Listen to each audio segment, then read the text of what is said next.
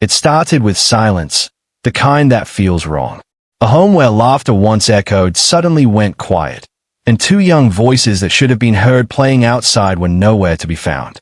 Before anyone fully understood what was happening, the disappearance of Lilly and Jack Sullivan had already turned into a nightmare that would grip a community and ripple far beyond it.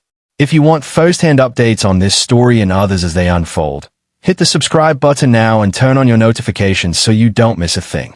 In the days that followed, attention quickly shifted to what was left behind. Inside the home, small and ordinary items took on an overwhelming meaning. Shoes still sat where they were last placed. Toys remained untouched. Clothes waited as if the children might return at any moment. To supporters close to the children's mother, these belongings became powerful symbols of loss. They represented routines that had been abruptly interrupted and a sense of normal life that no longer existed. Friends and family described how stepping into the home felt unbearable, as though time had stopped while the rest of the world kept moving. Those objects carried emotional weight far beyond their physical presence. A toy was no longer just a toy.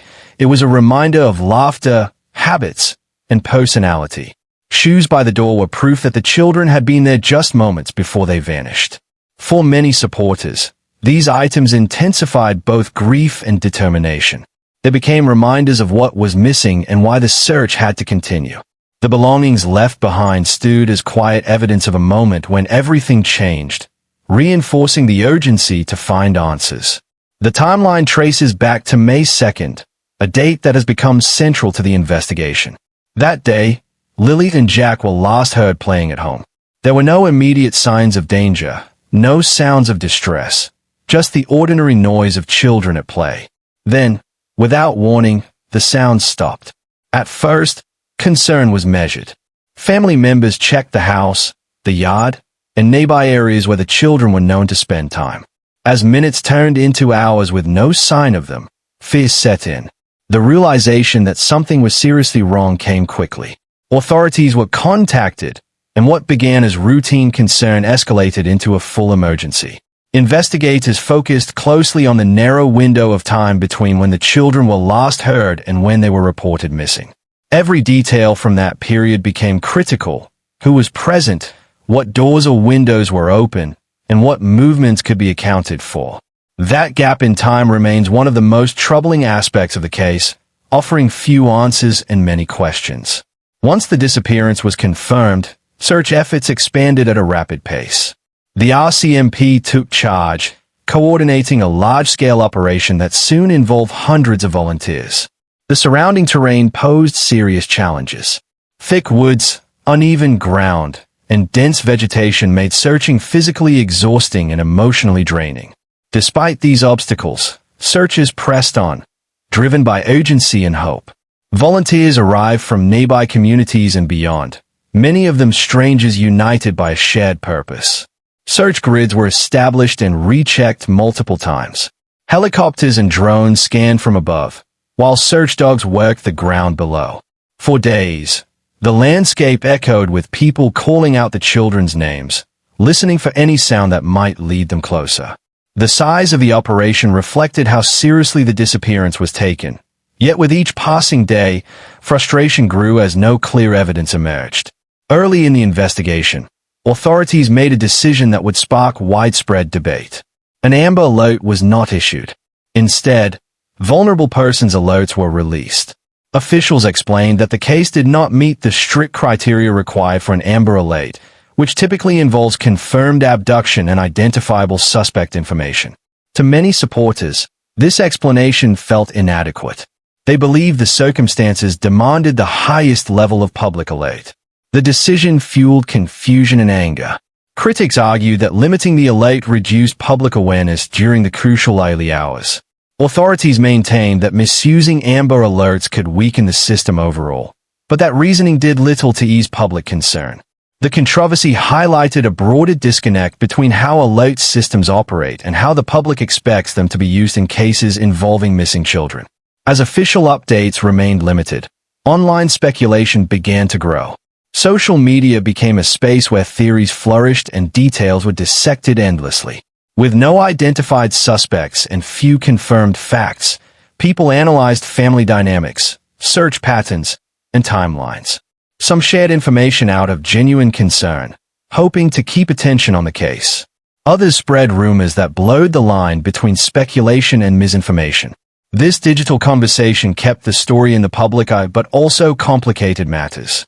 Authorities urged the public to rely on verified information and avoid spreading unconfirmed claims.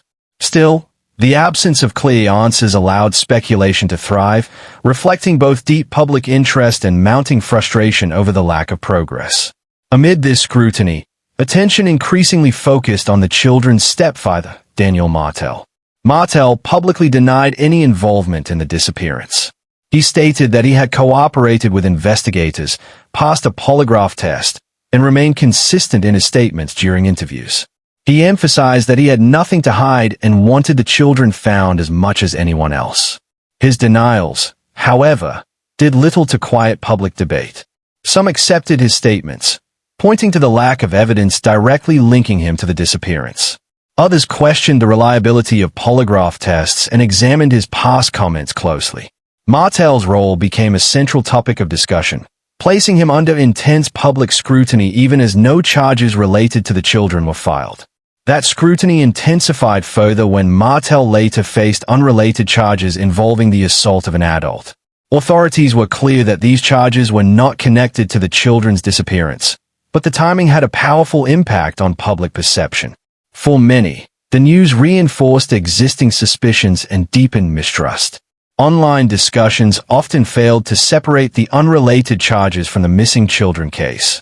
The distinction blurred, and speculation surged once again.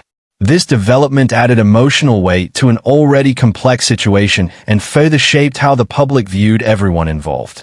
As more information surfaced, reports of family conflict, financial stress, and challenging household conditions began circulating.